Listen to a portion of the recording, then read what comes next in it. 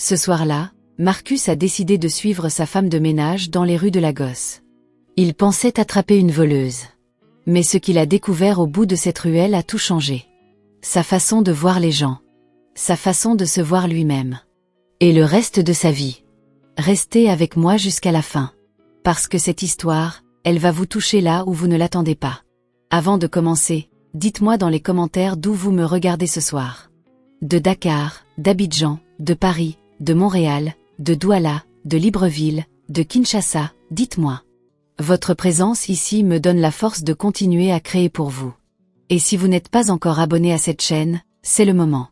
Appuyez sur ce bouton maintenant, activez la cloche pour ne rater aucune histoire, et si cette narration vous touche, laissez un like.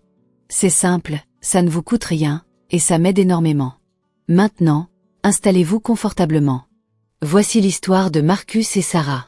Lagos respirait comme elle respirait toujours en fin de journée. Fort, chaud, bruyant. Les klaxons se mêlaient aux cris des vendeurs, les motos zigzaguaient entre les voitures, et l'air portait cette odeur particulière que seuls ceux qui ont vécu à Lagos peuvent reconnaître, ce mélange de poussière, de bitume chaud, de nourriture grillée et de vie intense qui montait de chaque coin de rue. Le soleil se couchait derrière les immeubles de l'île Victoria, jetant une lumière orange sur tout ce qui bougeait. Et à Lagos, tout bougeait toujours.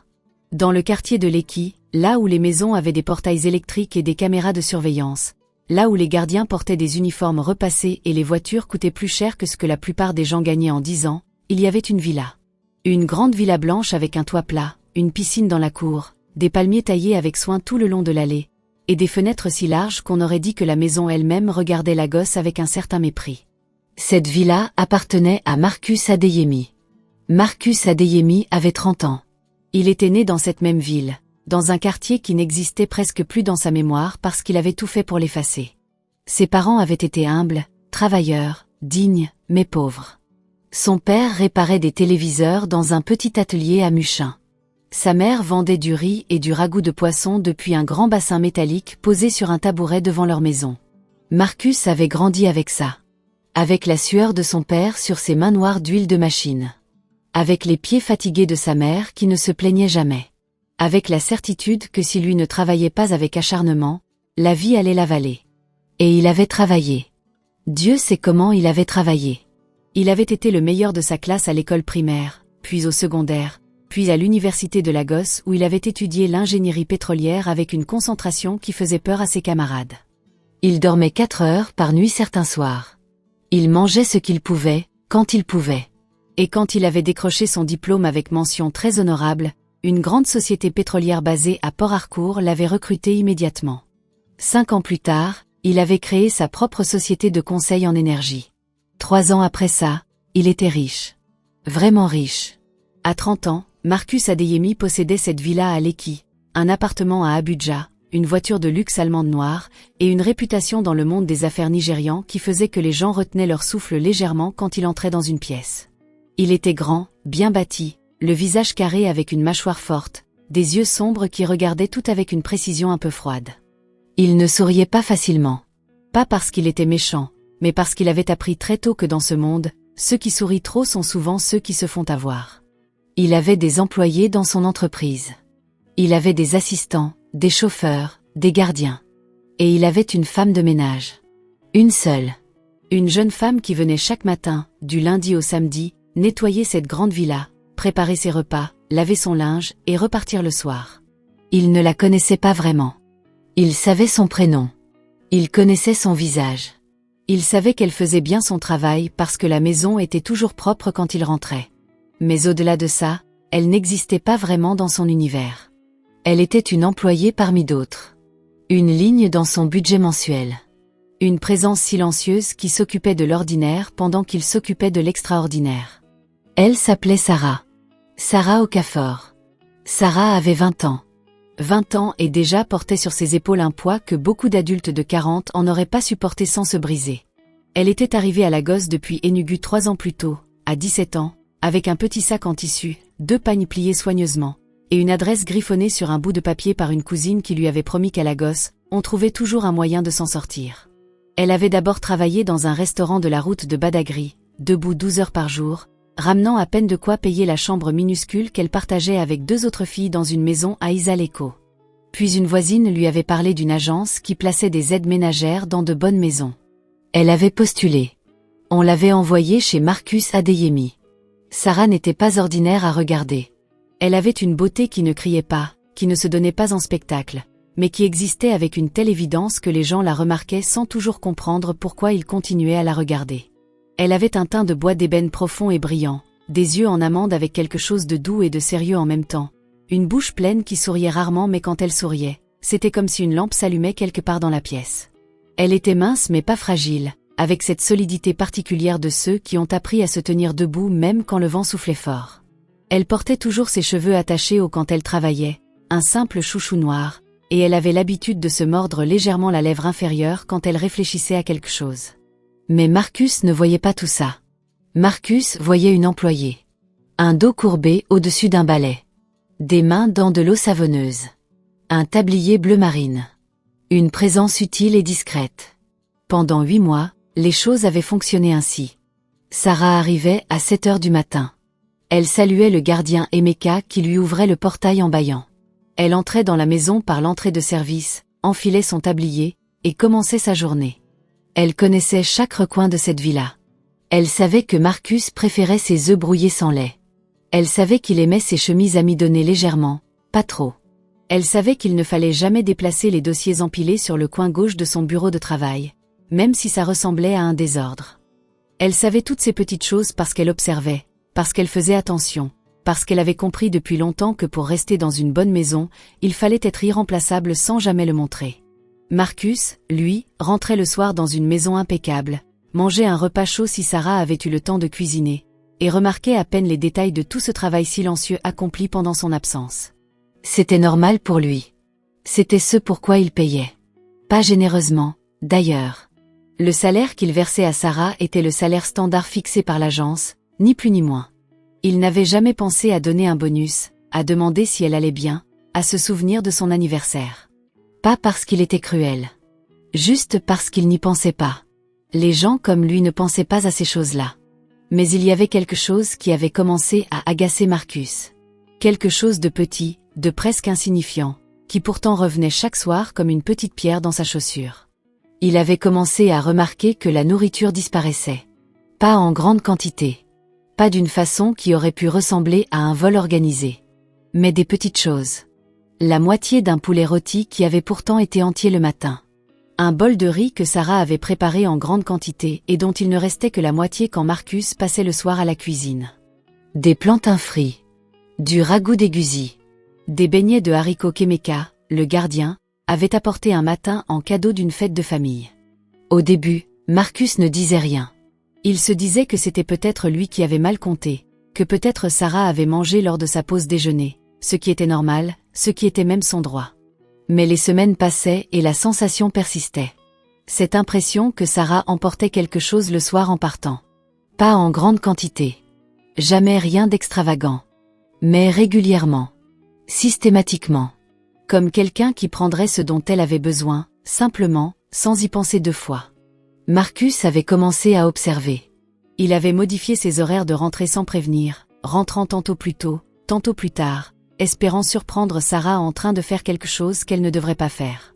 Mais Sarah était toujours occupée, toujours en train de nettoyer ou de cuisiner ou de plier du linge, et la nourriture elle-même était toujours là au moment où Marcus était présent. C'est seulement quand il partait et qu'il rentrait le lendemain matin qu'il constatait l'absence de certaines choses. Cette logique commençait à ressembler à un pattern. À quelque chose de délibéré. Un soir, Marcus avait failli lui parler. Il avait failli appeler Sarah et lui dire, posément mais fermement, qu'il avait remarqué certaines choses et qu'il voulait une explication. Mais il ne l'avait pas fait. Pas encore. Il voulait d'abord en être certain. Il voulait voir de ses propres yeux. Parce que si Sarah emportait de la nourriture chez elle sans lui demander, sans lui dire, en faisant comme si c'était normal, alors c'était du vol. Et Marcus Adeyemi n'acceptait pas le vol. Il avait grandi dans la pauvreté sans jamais rien prendre à personne. La dignité, pour lui, c'était ça. Et il s'attendait à ce que ses employés aient la même dignité. Ce mardi soir, Marcus était parti du bureau plus tôt que d'habitude. Une réunion avait été annulée. Un rendez-vous reporté. Il aurait pu aller au club de sport comme il le faisait parfois en fin de journée. Mais quelque chose le retenait. Une décision avait mûri en lui pendant la journée, tranquillement, sans qu'il l'ait vraiment cherché. Ce soir, il allait suivre Sarah à sa sortie. Il allait voir. Il allait savoir. Il avait garé sa voiture à 2 rues de chez lui, quelque chose qu'il n'avait jamais fait, et il était rentré à pied par la porte latérale du jardin dont il avait la clé. Il s'était posté dans le petit salon du rez-de-chaussée, dans l'obscurité, rideaux légèrement entrebâillés, d'où il pouvait voir la cuisine et la sortie de service. Il avait attendu. Il n'était pas fier de lui, cette attitude de surveillance ne lui ressemblait pas. Mais il le faisait quand même parce que dans sa tête, la question méritait une réponse définitive. À 19h30, Sarah avait terminé. Il l'avait entendu fermer les robinets dans la cuisine, éteindre la lumière au-dessus du plan de travail, dénouer son tablier. Elle avait pris son sac à main en tissu kanga qui était posé sur le banc près de la porte de service. Et Marcus avait regardé. Il avait regardé de tout près, retenant son souffle. Sarah avait ouvert un grand marmite sur la gazinière. Il restait du riz blanc qu'elle avait préparé cet après-midi et qui était plus que ce que Marcus allait manger seul. Elle avait pris une boîte en plastique propre, de celle qu'on garde pour conserver les restes, et elle avait transvasé soigneusement le riz restant dedans. Puis elle avait pris le couvercle de la casserole de ragoût, regardé ce qu'il restait, et mis une bonne portion dans une autre boîte. Elle avait fait tout ça proprement, méthodiquement, comme quelqu'un qui sait exactement ce qu'elle fait et pourquoi. Elle avait emballé les boîtes dans un sac plastique qu'elle avait attaché avec soin. Puis elle avait mis le sac dans son grand sac en kanga. Et elle était partie. Marcus avait serré la mâchoire. Voilà. Il avait vu. Avec ses propres yeux. Sarah prenait de la nourriture. La nourriture qu'il avait payée. Les ingrédients qu'il avait achetés. La nourriture préparée dans sa cuisine. Elle l'emportait chez elle sans lui demander. Sans lui dire. Sans lui expliquer quoi que ce soit. Il aurait pu l'appeler ce soir même. Il aurait pu lui envoyer un message pour lui dire qu'elle devait rapporter ce qu'elle avait pris, ou qu'elle n'avait plus à revenir. Sa première réaction avait été la colère. Cette colère froide, méthodique, que les gens bien organisés ressentent quand ils sentent qu'on leur manque de respect. Mais quelque chose l'avait retenu. Une curiosité peut-être. Ou simplement le fait qu'il n'était pas quelqu'un qui agissait dans la colère. Il allait d'abord comprendre où elle allait. Pourquoi? Qu'est-ce qu'elle faisait avec cette nourriture? Après, il déciderait. Il était sorti dans la rue et avait pris sa voiture. Il avait rattrapé Sarah à environ 200 mètres de la villa. Elle marchait vite, le sac sur l'épaule, les pieds dans des sandales plates qui claquaient légèrement sur le trottoir de briques rouges. Il roulait doucement, à bonne distance, les phares allumés mais perdus parmi les dizaines d'autres voitures sur cette route de Lekki en fin de journée. Sarah ne s'était pas retournée une seule fois. Elle marchait avec la concentration de quelqu'un qui pense à autre chose, qui a la tête ailleurs. Elle avait marché une bonne dizaine de minutes jusqu'à un arrêt de bus. Puis elle était montée dans un Danfo, ces minibus jaunes bondés qui traversaient Lagos dans tous les sens, et Marcus avait suivi le Danfo avec sa voiture, gardant toujours ses distances. Ça l'avait emmené beaucoup plus loin de ce qu'il avait imaginé. Ils avaient traversé un pont, quitté l'île Victoria, pris la direction du continent. Marcus avait regardé les quartiers défiler par sa vitre. Les maisons devenaient moins grandes, les rues moins larges, les lumières moins fortes. Ils étaient loin de Lekki maintenant. Très loin. Le Danfo avait finalement stoppé quelque part à Isolo. Marcus avait garé sa voiture un peu plus loin et était descendu à pied.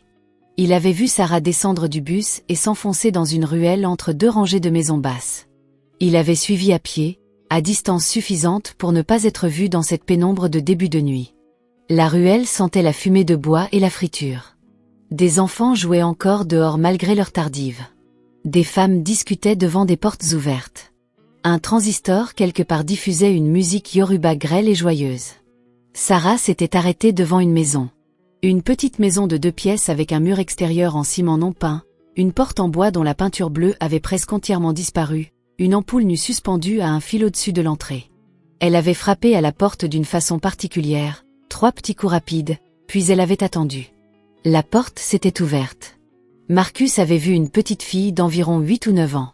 La petite fille avait sauté dans les bras de Sarah avec ce genre de joie totale et spontanée que seuls les enfants sont capables de produire. Sarah avait ri. Marcus avait entendu ce rire pour la première fois. Il était doux. Il était vrai. Il était différent du silence dans lequel Sarah évoluait dans sa villa. La petite fille avait dit quelque chose en igbo que Marcus ne comprenait pas tout à fait. Et Sarah avait répondu en igbo aussi, la voix chaude, en la serrant fort contre elle. Puis une voix plus vieille, plus fatiguée, avait parlé depuis l'intérieur. Sarah avait posé la petite fille par terre et était entrée dans la maison, tenant toujours son grand sac. Marcus s'était rapproché. Pas de façon indécente. Juste assez pour voir à travers la porte entr'ouverte dans la lumière jaune de cette unique ampoule intérieure. Il avait vu une femme allongée sur un matelas posé même à terre. Vieille. Pas très vieille en réalité, peut-être 55 ou 60 ans, mais amaigrie, avec ce visage de quelqu'un que la maladie a creusé. Elle portait un foulard sur la tête et une blouse à motifs fleuris. Elle essayait de s'asseoir et Sarah l'aidait, doucement, avec une patience et une tendresse que Marcus n'aurait pas su décrire. Sarah avait posé son sac sur la petite table en bois qui était le seul meuble visible hormis le matelas et une vieille armoire, et elle avait sorti les boîtes de nourriture. La vieille femme avait regardé les boîtes et dit quelque chose. La voix était faible mais on entendait dedans quelque chose de soulagé. La petite fille avait regardé les boîtes avec des yeux qui rendaient Marcus incapable de respirer normalement. Ce regard d'un enfant qui voit de la nourriture et qui a clairement faim. Sarah avait ouvert les boîtes et servi dans 2 assiettes émaillées posées sur la table. Elle avait donné la première assiette à la petite fille qui avait commencé à manger immédiatement avec les mains, rapidement, joyeusement. Elle avait aidé la vieille femme à s'asseoir correctement contre le mur, avait posé l'assiette sur ses genoux. La vieille femme avait dit quelque chose qui ressemblait à une prière avant de manger. Marcus s'était reculé lentement dans l'ombre de la ruelle. Il s'était appuyé contre le mur froid en ciment de la maison d'en face. Et il était resté là, dans cette nuit tiède d'Isolo, à fixer le sol devant lui. La honte avait commencé quelque part dans sa poitrine, doucement d'abord, puis plus fort. Une honte profonde, silencieuse, du genre qu'on ne peut pas expliquer à voix haute parce qu'elle touche quelque chose de trop intime. Il avait suivi cette jeune femme comme un enquêteur suit un suspect. Il l'avait regardée avec suspicion pendant des semaines. Il avait failli la convoquer pour lui parler de vol, de manque d'honnêteté, de dignité. Et ce qu'elle faisait, ce qu'elle avait toujours fait, c'était nourrir sa mère malade et sa petite sœur dans cette petite maison à Isolo. Elle ne mangeait même pas ce qu'elle emportait. Elle travaillait toute la journée dans sa grande villa à Lekki et le soir, elle traversait la Gosse dans un danfo bondé pour apporter de la nourriture à 2 personnes qui dépendaient d'elle entièrement. Marcus avait pensé à sa propre mère. À la façon dont elle portait ses grands bassins de riz sur la tête. À la façon dont son dos s'était voûté avec les années. À la façon dont lui, Marcus, avait quitté Muchin dès qu'il en avait eu les moyens, avait déménagé dans une grande villa à Lekki, avait mis ses parents dans une maison décente mais pas extravagante quelque part à Surulré, et avait continué sa vie en pensant que l'argent donné chaque mois réglait tout. Il avait pensé à ça. Et la honte avait redoublé. Il était remonté dans sa voiture. Il avait conduit lentement jusqu'à Lekki, dans cette nuit de la Gosse qui ne dormait jamais vraiment, avec les lumières des vendeurs de nuit, les voix des passants, le bruit sourd des générateurs derrière les murs des villas. Il était entré dans sa grande maison vide. Il avait mangé seul à sa grande table. Et pour la première fois en très longtemps, la taille de cette maison lui avait pesé d'une façon étrange. Il y avait trop d'espace pour un seul homme qui avait oublié ce que c'était de manquer de quelque chose. Le lendemain matin, Sarah était arrivée à 7 heures comme d'habitude. Elle avait salué Emeka au portail, était entrée par la porte de service, avait enfilé son tablier. Marcus était dans le salon, assis, ce qui était inhabituel à 7 heures car il partait normalement au bureau avant même qu'elle arrive. Sarah l'avait vu et s'était arrêtée. « Bonjour monsieur », avait-elle dit de sa voix habituelle, calme et respectueuse, les yeux baissés légèrement. Marcus l'avait regardée un moment. Cette façon qu'elle avait de baisser les yeux, pas par servilité, il le comprenait maintenant, mais par cette pudeur particulière des gens qui ont appris à se faire petits pour ne pas déranger. Ça lui avait fendu quelque chose au fond. « Bonjour Sarah », avait-il répondu. « Assieds-toi un moment, s'il te plaît. » Sarah l'avait regardé avec cette expression légèrement méfiante de quelqu'un qui ne s'attend jamais à rien de bon quand son patron lui dit de s'asseoir. Elle s'était assise au bord du canapé, le dos très droit, les mains posées sur ses genoux, le tablier qu'elle n'avait pas encore enfilé serré dans une main. Marcus avait réfléchi à ce qu'il allait dire. Il avait réfléchi toute la nuit en fait. Et il s'était dit que la vérité la plus simple était toujours la meilleure. « J'ai quelque chose à te dire », avait-il commencé. Et je veux que tu saches que je ne te dis pas ça pour te faire peur ou pour te menacer. Je te le dis parce que je dois te demander pardon. Sarah avait ouvert légèrement les yeux. Pardon était un mot qu'elle n'avait pas attendu. Marcus lui avait tout dit. Pas avec les détails humiliants de la surveillance, pas avec les mots de quelqu'un qui veut se justifier, mais avec une franchise directe et sobre. Il lui avait dit qu'il avait remarqué la nourriture. Qu'il avait pensé quelque chose de mal. Qu'il l'avait suivi hier soir. Qu'il l'avait vu. Et que depuis hier soir, il avait honte de la façon dont il l'avait regardé toutes ces semaines. Sarah n'avait rien dit pendant qu'il parlait. Son visage était devenu difficile à lire. Pas de colère visible. Pas de larmes. Juste cette immobilité de quelqu'un qui absorbe quelque chose de gros et qui ne sait pas encore dans quel sens ça va pencher. Quand Marcus avait terminé, il y avait eu un silence. Un silence long. Le genre de silence qui a du poids. Puis Sarah avait parlé. Sa voix était posée. Pas agressive. Pas soumise non plus. Juste vraie. Elle avait dit que sa mère s'appelait Ngozi. Qu'elle avait 56 ans et qu'elle souffrait d'une maladie rénale depuis 2 ans. Que les médicaments coûtaient cher. Que sa petite sœur Adaez avait 9 ans et allait à l'école dans le quartier. Une école publique où les cahiers n'étaient pas toujours fournis et où les professeurs venaient quand ils voulaient bien venir. Qu'elle, Sarah, envoyait chaque mois la quasi-totalité de son salaire pour payer les médicaments de sa mère et la scolarité d'Adaez. Qu'il ne lui restait presque rien pour elle-même. Que la nourriture qu'elle emportait le soir, elle le faisait depuis des mois parce que certains soirs, sa mère et sa petite sœur n'avaient rien à manger dans la maison. Que la nourriture qu'elle prenait n'était jamais fraîche, c'était toujours des restes, des choses qui auraient de toute façon été jetées ou réchauffées le lendemain. Qu'elle ne s'était jamais dit que c'était du vol. Qu'elle s'était dit que c'était de la survie. Elle avait dit tout ça sans lever la voix. Sans accuser personne. Sans demander de pitié. Elle avait dit les faits. Comme on dit les faits. Marcus avait écouté sans l'interrompre. Et quelque chose en lui qui avait commencé à bouger hier soir dans cette ruelle d'Isolo avait continué à bouger ce matin dans ce salon de l'Eki. Il lui avait dit que c'était bien. Qu'elle pouvait continuer à venir travailler. Qu'il allait augmenter son salaire. Et que si elle avait besoin d'emporter de la nourriture pour sa famille, elle n'avait pas besoin de le faire en cachette. Elle n'avait qu'à lui dire. Sarah l'avait regardé avec cette expression particulière de quelqu'un qui ne sait pas encore si c'est vrai ce qu'il entend. Marcus avait répété. Il l'avait dit clairement, simplement. Ton salaire va doubler à partir de ce mois. Et la nourriture qui reste dans cette maison, tu peux l'emporter si tu en as besoin. Sarah avait baissé les yeux. Et pendant un moment, Marcus avait cru qu'elle allait pleurer. Mais elle n'avait pas pleuré. Elle avait juste murmuré un merci si discret qu'il l'avait presque entendu avec les yeux plutôt qu'avec les oreilles. Puis elle s'était levée, elle avait enfilé son tablier, et elle était allée travailler. La chose aurait pu s'arrêter là. Marcus aurait pu se sentir soulagé d'avoir réparé une injustice, d'avoir agi correctement, et continuer sa vie comme avant. Beaucoup d'hommes auraient fait ça. Ils auraient doublé le salaire, ils se seraient dit que l'affaire était réglée, et ils auraient repris leurs réunions et leurs dossiers et leurs voitures de luxe sans y repenser. Marcus aurait pu faire ça. Mais quelque chose avait changé dans la façon dont il regardait Sarah. Comme si le voile qu'il avait mis lui-même sur ses yeux, ce voile fait d'indifférence et de distance patronale, s'était légèrement déchiré. Et à travers ce déchirement, il commençait à voir une personne réelle. Une personne avec une histoire, une famille, une force, une dignité. Dans les jours qui suivirent, Marcus avait commencé à remarquer des choses qu'il n'avait jamais vues auparavant. La façon dont Sarah nettoyait ses fenêtres, par exemple. Elle ne les essuyait pas juste pour qu'elles paraissent propres. Elle les essuyait jusqu'à ce qu'elles soient vraiment propres, jusqu'à ce que la lumière du matin traverse le verre sans aucune trace. La façon dont elle disposait les fruits dans le bol sur la table de la cuisine, pas au hasard, mais en formant une petite composition qui avait quelque chose de joli sans être prétentieux. La façon dont elle repassait ses chemises, avec cette attention dans les plis des manches que Marcus remarquait maintenant chaque matin en s'habillant. Il remarquait aussi d'autres choses. Elle chantonnait parfois quand elle pensait être seule. Une mélodie douce en igbo qu'il ne reconnaissait pas mais qui avait quelque chose de mélancolique et de beau à la fois. Elle avait une façon d'écouter quand quelqu'un lui parlait, ce regard direct et attentif, la tête légèrement penchée, qui donnait l'impression que ce que vous disiez comptait vraiment.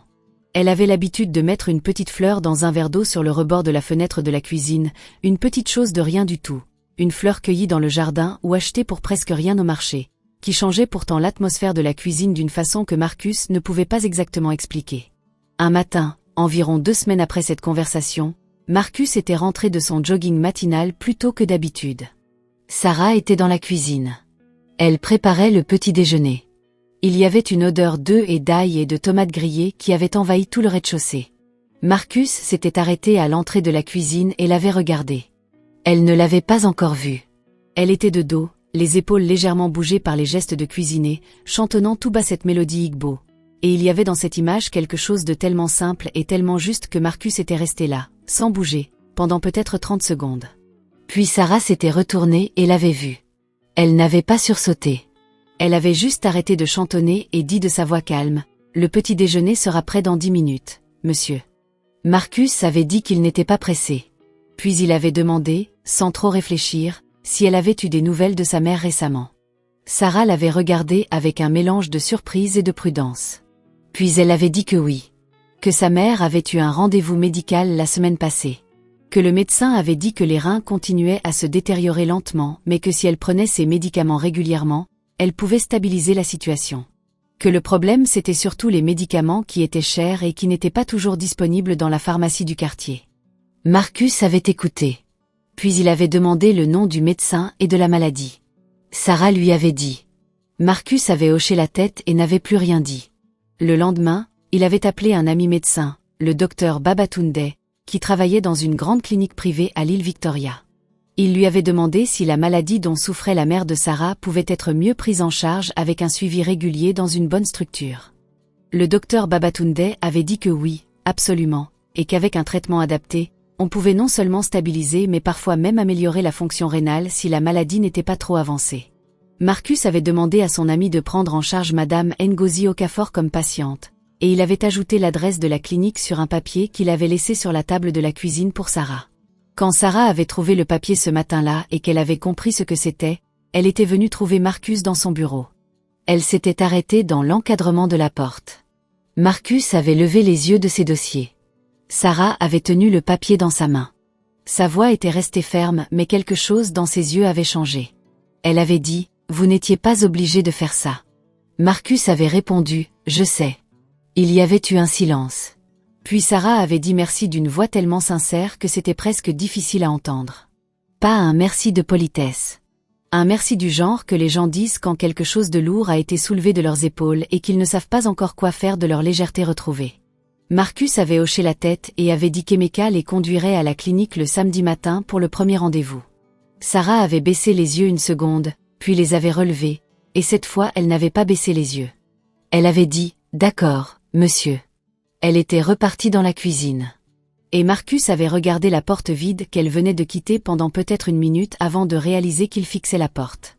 Le samedi, Marcus avait accompagné Sarah lui-même à la clinique.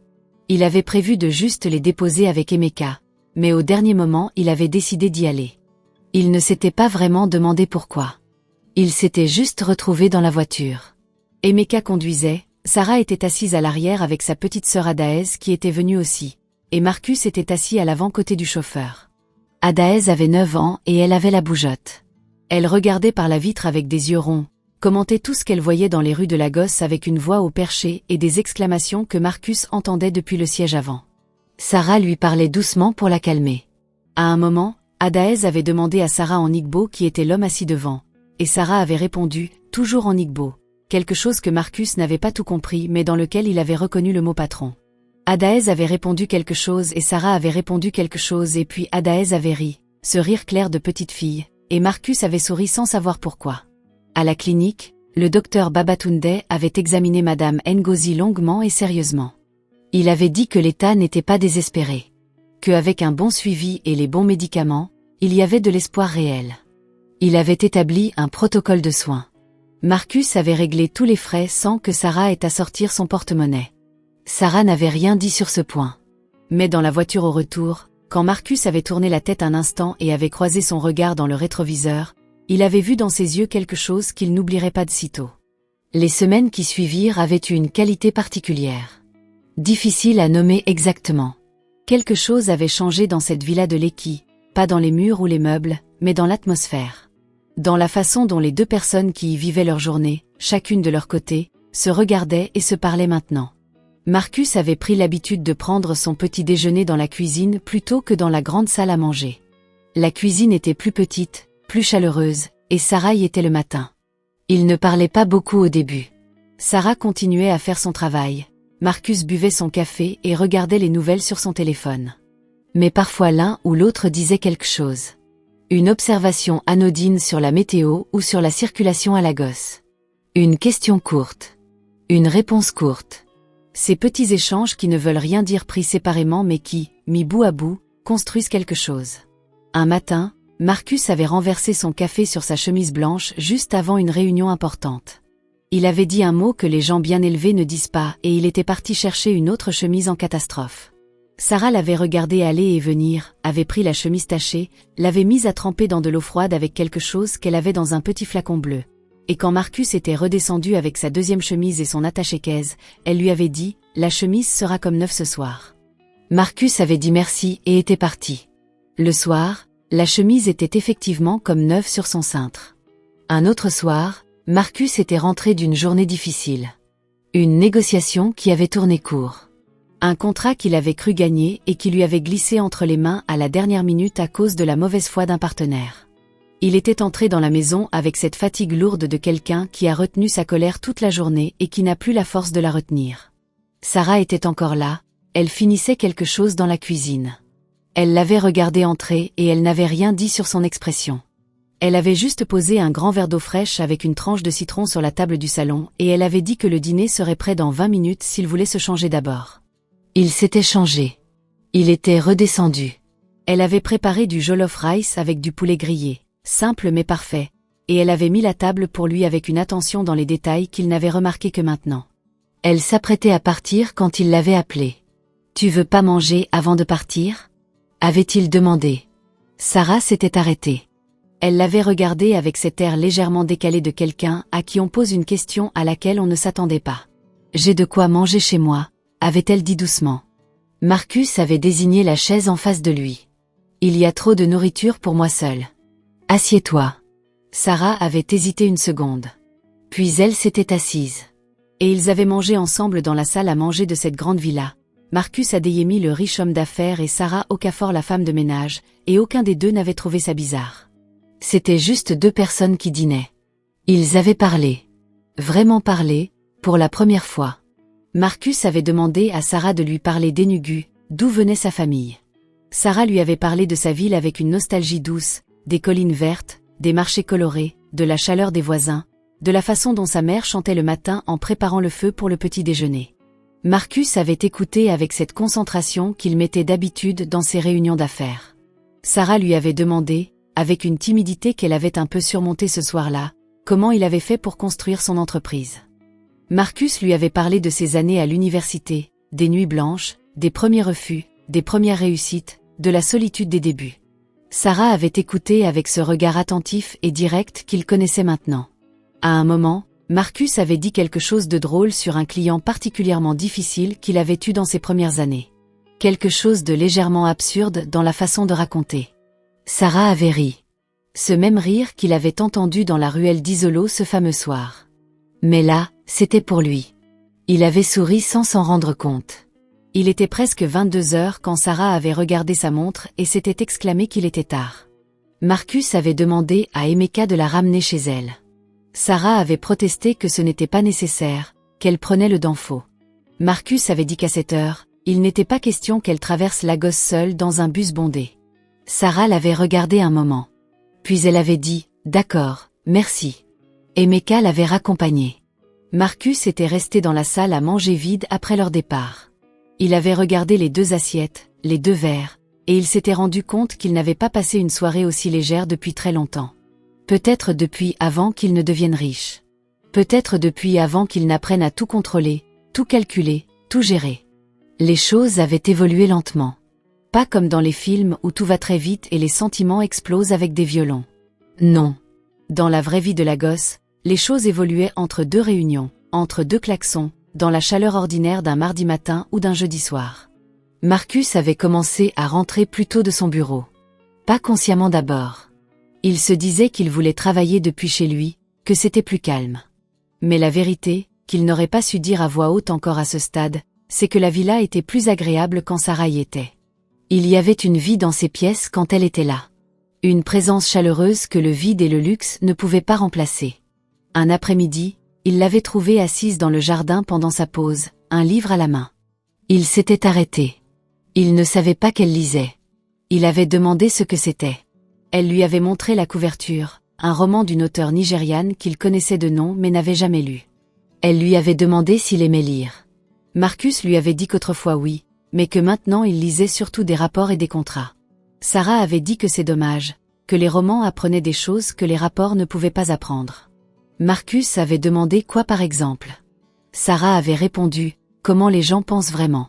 Marcus avait trouvé ça juste et avait ri légèrement. Le lendemain matin, il y avait un nouveau livre sur la table de la cuisine. Une note dessous, l'écriture soignée de Sarah.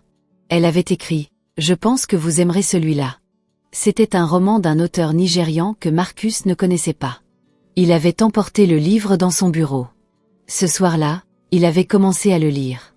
Il avait lu jusqu'à minuit. Marcus avait réalisé la nature exacte de ses sentiments un soir de pluie. La gosse connaissait parfois ces pluies soudaines et violentes qui transformaient les rues en rivières en une heure. Ce soir-là, la pluie avait commencé pendant que Sarah cuisinait et continuait quand elle avait fini. Marcus avait regardé par la fenêtre et avait dit qu'elle ne pouvait pas rentrer à cette heure sous cette pluie. Il avait dit qu'il y avait une chambre d'amis qu'elle pouvait utiliser pour cette nuit. Sarah avait dit qu'elle devait rentrer pour Adaez. Marcus avait dit que Emeka pouvait aller chercher Adaez et l'amener ici pour la nuit. Sarah l'avait regardé avec ce mélange de surprise et de quelque chose d'autre que Marcus ne savait pas encore déchiffrer totalement. Emeka était allé chercher Adaez. La petite avait débarqué dans la villa avec ses yeux ronds et ses jambes maigres trempées jusqu'aux genoux malgré le parapluie d'Emeka. Elle avait regardé le salon de Marcus avec une bouche en eau parfaite. Elle avait regardé la piscine dans le jardin sous la pluie avec une expression de quelqu'un qui n'est pas sûr que ce qu'il voit est réel. Elle avait dit à Sarah en igbo quelque chose qui avait fait rire Sarah aux éclats. Ce grand rire ouvert que Marcus n'avait entendu que 2 ou 3 fois mais qu'il reconnaissait maintenant entre 1000. Marcus avait demandé ce qu'Adaez avait dit. Sarah avait traduit en souriant encore. Elle a demandé si le monsieur était un roi. Marcus avait ri. Un vrai rire. Le genre qu'il ne produisait pas en général. Adaez l'avait regardé rire avec l'air satisfait de quelqu'un dont la question a reçu une bonne réponse. Ce soir-là, ils avaient mangé tous les 3 dans la cuisine. Adaez avait mangé avec l'appétit libéré des enfants qui ont assez faim pour ne pas faire semblant de ne pas avoir faim. Elle parlait sans arrêt, posait des questions sur tout, touchait des choses du bout des doigts avec précaution, demandait les noms des objets qu'elle ne connaissait pas. Marcus répondait à tout. Sarah surveillait qu'elle ne casse rien. À un moment, Adaez avait demandé à Marcus s'il avait des enfants. Marcus avait dit non.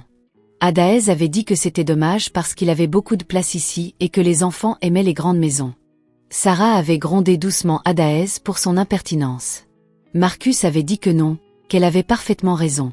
Plus tard, il avait montré à Adaez comment la télévision marchait avec la télécommande, ce qui avait produit une fascination totale et immédiate.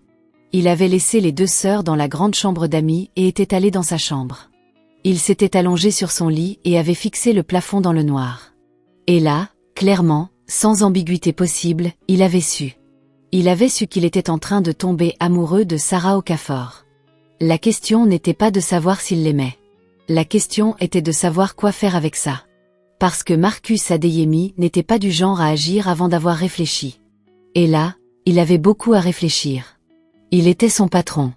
Il y avait entre eux une différence de position, de richesse, d'âge relative.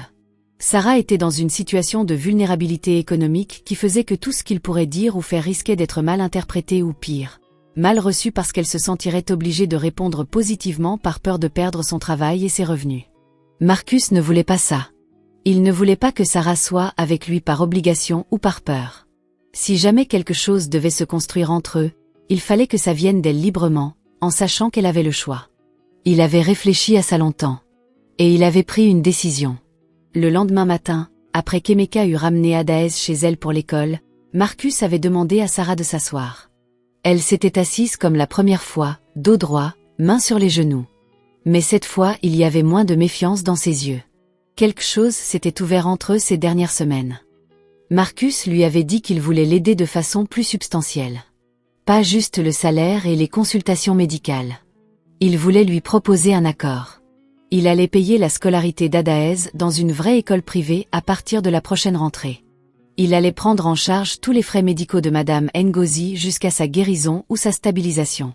Et il voulait offrir à Sarah la possibilité de reprendre des études si elle le souhaitait, le soir ou les week-ends, dans n'importe quelle filière qui l'intéressait. Il financerait tout ça, sans rien demander en échange. Sarah l'avait regardé longtemps sans rien dire. Puis elle avait demandé pourquoi. Marcus avait répondu honnêtement. Il avait dit que depuis le soir où il l'avait suivi à Isolo, il pensait beaucoup. Qu'il voyait quelqu'un de courageux, d'intelligent, de généreux, une personne qui méritait mieux que de traverser la Gosse dans un danfo bondé pour apporter des restes à sa famille parce qu'elle n'avait pas les moyens d'acheter de la nourriture. Qu'il avait les moyens de changer ça et qu'il le ferait. Pas par pitié. Par respect. Sarah avait mis un moment à absorber ça. Puis elle avait dit, « Et si je refuse ?» Marcus avait dit que c'était son droit absolu. Qu'elle n'était obligée de rien. Qu'il continuerait à lui verser son salaire doublé et que les soins de sa mère seraient quand même pris en charge jusqu'à la fin du protocole en cours. Sarah avait regardé par la fenêtre un instant. Puis elle s'était retournée vers lui et elle avait dit, « D'accord, je veux bien. Mais je veux travailler honnêtement pour ça. Je ne veux pas d'aumône. » Marcus avait dit qu'il ne lui en proposait pas. Il lui proposait une chance. Ce qu'elle en faisait, c'était son affaire.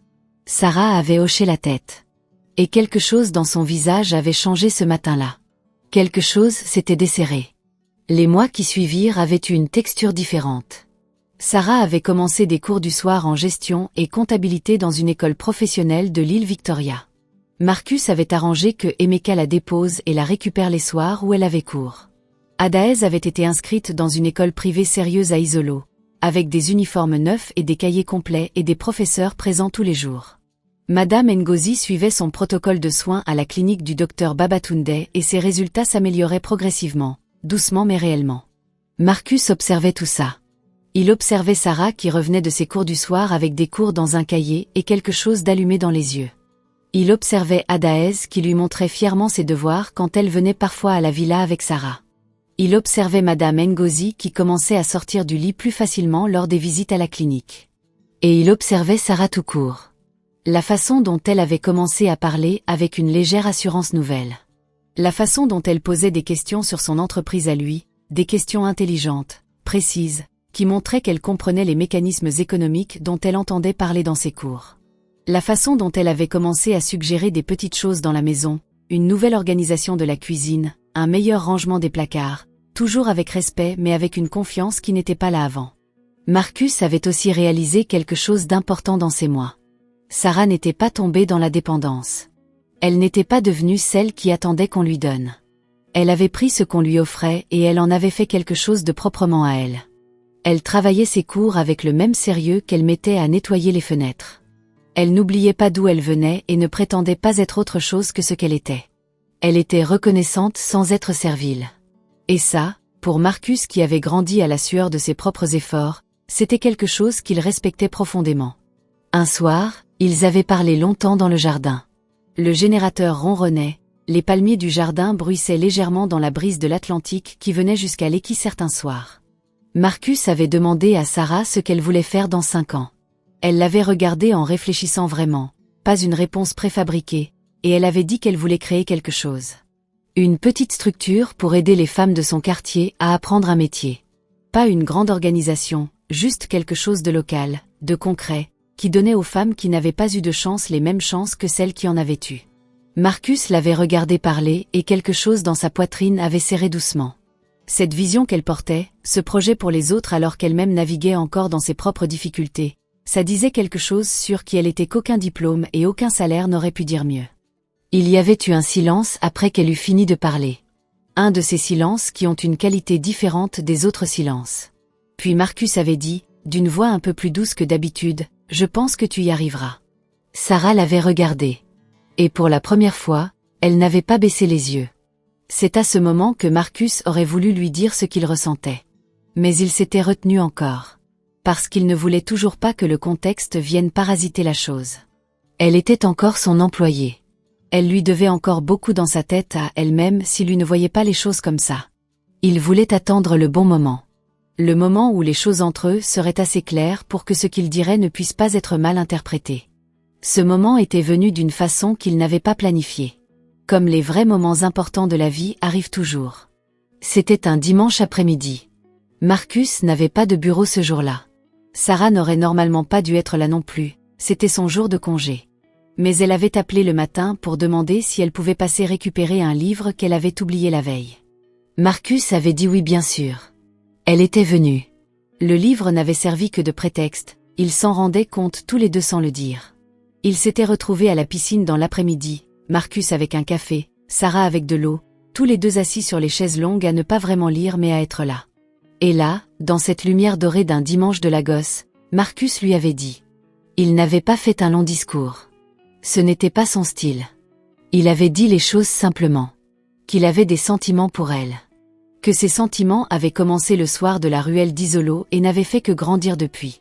Qu'il savait que la situation était compliquée parce qu'il était son patron et qu'il n'avait pas voulu créer de confusion ou de pression.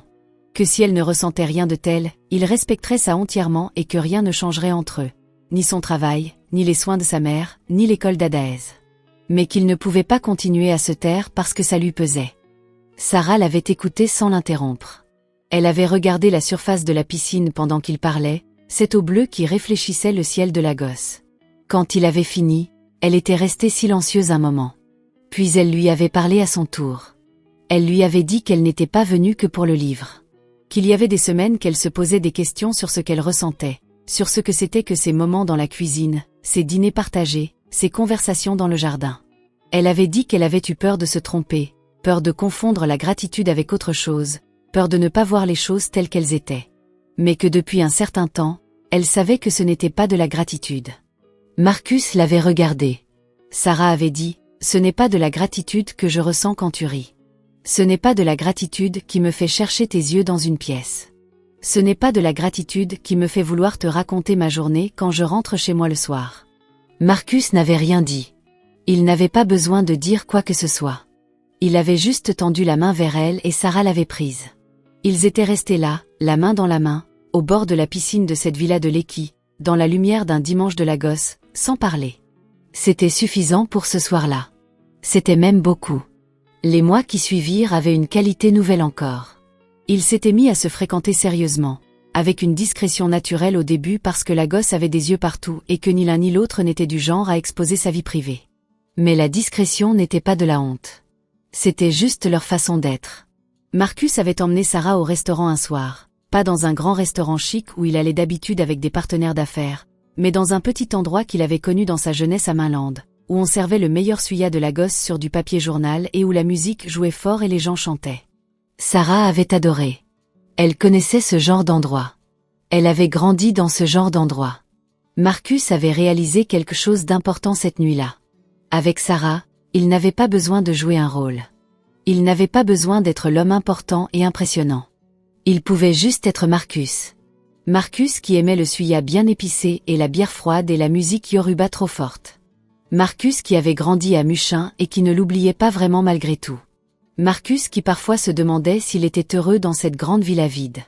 Avec Sarah, ces questions disparaissaient. Sarah avait rencontré les parents de Marcus.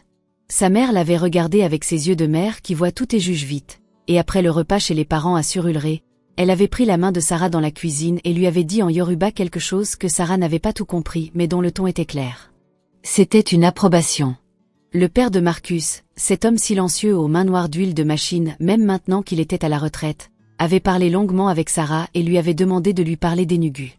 Il avait dit à Marcus ensuite, « Elle est sérieuse cette jeune fille. » Marcus avait dit qu'il savait. Marcus avait rencontré Madame Ngozi à la maison d'Isolo. La mère de Sarah était un peu mieux maintenant. Elle s'asseyait plus facilement. Elle mangeait avec plus d'appétit. Quand Marcus était entré dans cette petite maison avec ses 2 pièces et sa porte en bois bleu délavé, Madame Ngozi l'avait regardé longuement avec le même genre de regard que la mère de Marcus. Puis elle lui avait dit en igbo quelque chose que Sarah avait traduit à voix basse. Elle a dit que tu ressembles à quelqu'un d'honnête. Que les yeux honnêtes, ça ne se cache pas. Marcus avait souri. Il avait dit à Madame Ngozi qu'il allait prendre soin de sa fille. Madame Ngozi avait répondu que Sarah savait se prendre soin d'elle-même, mais qu'elle était contente qu'il soit là quand même. Adaez avait sauté dans les bras de Marcus en criant « Monsieur le roi » comme si c'était son surnom officiel depuis la première nuit dans la villa. Marcus l'avait soulevée et elle avait ri et tout le monde avait ri et la petite maison d'Isolo qui n'avait jamais été grande avait été encore plus petite ce soir-là parce qu'elle était pleine de quelque chose qui n'avait pas de nom mais qui réchauffait. Sarah avait progressé dans ses cours. Elle avait obtenu ses premières certifications en gestion. Marcus lui avait proposé de commencer à faire quelques petites missions dans son entreprise, des tâches de comptabilité et d'organisation administrative, rémunérées séparément et clairement, parce qu'il ne voulait pas de confusion entre ce qu'elle faisait comme employée de maison et ce nouveau rôle. Sarah avait accepté et s'était révélée meilleure encore qu'il ne l'attendait. Elle avait une façon de voir les problèmes d'organisation qui était simple et efficace. Une façon de présenter les chiffres qui les rendait compréhensibles. Une façon de parler aux gens, même aux clients les plus difficiles de Marcus, qui les mettait à l'aise sans les flatter. Marcus avait dit un soir à son associé Tind que Sarah était la personne la plus intelligente qu'il avait rencontrée depuis longtemps. Tind avait ri et dit qu'il semblait bien que Marcus soit tombé amoureux. Marcus n'avait pas démenti. 1 an après le soir de la ruelle d'Isolo, Marcus avait emmené Sarah en voyage. Pas loin, juste à Abuja pour un week-end. C'était la première fois que Sarah quittait Lagos depuis qu'elle y était arrivée à 17 ans. Elle avait regardé Abuja avec des yeux neufs et curieux, ces grandes avenues larges si différentes des rues bondées de Lagos, ces bâtiments gouvernementaux imposants, ces espaces verts soignés. Marcus lui avait montré son appartement là-bas. Sarah avait regardé tout ça et avait dit que c'était beau mais que Lagos lui manquait déjà. Marcus avait ri et dit qu'il comprenait. Lagos était une maladie dont on ne guérissait pas. C'est à Abuja, le dernier soir du week-end, dans la lumière douce d'un restaurant au bord du lac Jabi, que Marcus avait sorti la petite boîte de sa poche. Sarah l'avait regardé. Elle avait regardé la bague à l'intérieur. Un anneau simple, or clair, avec une petite pierre rouge, un rubis, parce que Sarah portait parfois des pagnes avec des tons chauds et que Marcus avait pensé que c'était pour elle. Marcus avait dit, « Je ne suis pas doué pour les grands discours. Tu le sais. Mais je sais ce que je veux. Je veux que tu sois ma femme. Je veux construire quelque chose avec toi. Pas parce que tu es belle, même si tu le es. Pas parce que tu es intelligente, même si tu le es aussi. Mais parce que depuis que tu es dans ma vie a plus de sens. Et ça n'a pas de prix. » Sarah avait regardé la bague pendant un long moment. Puis elle avait levé les yeux vers lui et quelque chose dans son visage s'était ouvert complètement, comme une porte qu'on tient fermée depuis longtemps et qu'on laisse enfin aller. Elle avait dit oui. Sans hésiter. Avec cette voix ferme et douce qu'il avait appris à aimer. Marcus lui avait mis la bague au doigt. Sarah avait regardé sa main avec cette bague nouvelle et elle avait dit « Je ne m'attendais pas à ça quand je suis arrivée à Lagos. » Marcus avait dit que lui non plus. Le mariage avait eu lieu à Lagos. Pas une cérémonie extravagante avec 500 invités et des tables qui plient sous les plats. Marcus avait voulu ça mais Sarah avait demandé quelque chose de plus intime, quelque chose de vrai. Ils avaient fait une cérémonie traditionnelle à Enugu d'abord, avec la famille Okafor, le vin de palme, les retrouvailles avec le pays natal que Sarah n'avait pas vu depuis 3 ans. Marcus avait été accueilli par la famille d'Enugu avec une chaleur qu'il n'avait pas attendue et qui l'avait touché profondément. Les tantes de Sarah avaient chanté. Les oncles de Sarah lui avaient posé des questions sérieuses et honnêtes auxquelles Marcus avait répondu avec la même honnêteté.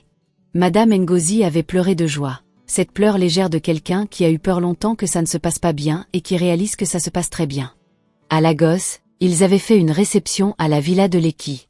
Le jardin avait été aménagé avec des tables et des lumières, pas des lumières d'apparat, des lumières chaudes et douces, des lanternes. Il y avait de la musique afrobeat et de la musique traditionnelle Igbo et de la musique Yoruba parce que cette union était tout ça à la fois. Il y avait du jollof rice et du egusi et du suya et des plantains frits et des choses qui venaient de chez Marcus et des choses qui venaient de chez Sarah. Les parents de Marcus et les frères et sœurs de Sarah et les amis des uns et des autres et les collègues et les voisins et le docteur Babatunde et même Emeka le gardien qui avait mis son plus beau costume et qui était resté debout toute la nuit en souriant. Adaez avait été demoiselle d'honneur. Elle avait porté une robe jaune et elle avait dansé comme seule une petite fille de 10 ans peut danser, sans retenue et avec une joie totale. Et à un moment elle avait entraîné Marcus sur la piste et tout le monde avait applaudi parce que Marcus ne savait pas du tout danser mais il l'avait fait quand même. Sarah était belle ce soir-là d'une beauté qui n'avait rien à voir avec la robe ou la coiffure ou les bijoux. Elle était belle de cette façon qu'ont les gens qui sont enfin à leur place. Cette paix dans les yeux. Cette légèreté dans les épaules. Cette façon d'être exactement là où on est censé être. Marcus l'avait regardée danser avec sa petite sœur Adaez et avec sa mère Ngozi qui était venue avec sa canne mais qui s'était levée pour danser quand même parce que certaines joies ne permettent pas de rester assis. Et Marcus avait pensé au soir de la ruelle d'Isolo. Au rideau légèrement entrebâillé depuis lequel il avait regardé Sarah avec des yeux de méfiance. À la honte qu'il avait envahi dans cette ruelle sombre. À la façon dont cette honte avait changé quelque chose en lui. À la façon dont voir la vérité de Sarah ce soir-là avait commencé à ouvrir une porte qu'il gardait fermée depuis des années. Une porte vers quelque chose de plus grand que la réussite, quelque chose de plus profond que la richesse. La vie parfois vous cache ses meilleures vérités dans les endroits où vous ne pensez pas à regarder. Dans une ruelle d'Isolo. Dans une petite maison avec une porte bleue délavée. Dans une boîte en plastique de riz blanc tenue dans les mains d'une jeune femme de 20 ans qui traversait la Gosse dans un danfo pour nourrir sa famille. Marcus Adeyemi avait grandi avec l'idée que la richesse était la réponse à tout. Il avait travaillé pour ça. Il avait tout construit autour de ça. Et puis une femme de ménage avec un tablier bleu marine et un chouchou noir dans les cheveux lui avait appris que la vraie richesse, celle qui ne peut pas disparaître du jour au lendemain parce qu'un marché s'effondre ou qu'un partenaire trahit, la vraie richesse, c'était de savoir voir les gens. De savoir les regarder vraiment. De savoir que derrière chaque personne qui traverse votre vie, même la plus humble, même la plus silencieuse, il y a une histoire, une dignité, une profondeur que votre argent n'achètera jamais mais que votre humanité peut toucher. Sarah Okafor avait grandi avec la certitude que la vie était difficile et qu'elle allait le rester. Elle avait traversé la Gosse à 17 ans avec un petit sac et une adresse griffonnée sur un papier et la conviction que survivre était déjà une forme de victoire. Et puis un homme riche et fermé avait eu honte de lui-même un soir, avait décidé d'ouvrir les yeux, et avait appris à voir ce qu'elle était vraiment. Et dans ce regard, Sarah avait découvert quelque chose qu'elle n'avait pas cherché, quelque chose qu'elle n'aurait pas su demander parce qu'elle n'était pas sûre de le mériter, quelque chose qui s'appelait être vue. La Gosse continuait à vivre autour de tout ça. Bruyante, chaude, impitoyable et tendre à la fois. Les danfos jaunes roulaient toujours dans tous les sens. Les vendeurs criaient toujours leurs marchandises au bord des routes. Les générateurs ronronnaient toujours derrière les portails des villas de l'Équille. La vie continuait à la Gosse comme elle avait toujours continué, avec cette énergie particulière d'une ville qui ne dort jamais et ne se rend jamais. Et dans une villa de l'Équille avec une piscine et des palmiers taillés et des fenêtres larges, deux personnes qui n'auraient jamais dû se rencontrer vraiment, ou plutôt deux personnes qui s'étaient côtoyées sans se voir, avaient décidé que ce n'était pas une fin mais un début. Un début à deux. Avec une mère qui guérissait. Avec une petite sœur qui apprenait. Avec deux familles qui s'apprenaient l'une l'autre. Avec un rire qu'on avait d'abord entendu dans une ruelle sombre et qu'on entendrait désormais dans la lumière. C'est ça l'histoire de Marcus et Sarah. Une histoire qui a commencé par une faute, une suspicion injuste, et qui a trouvé son chemin vers quelque chose de beau précisément parce qu'un homme a eu le courage d'avoir honte, et qu'une femme a eu la dignité de ne jamais se sentir moins que ce qu'elle était.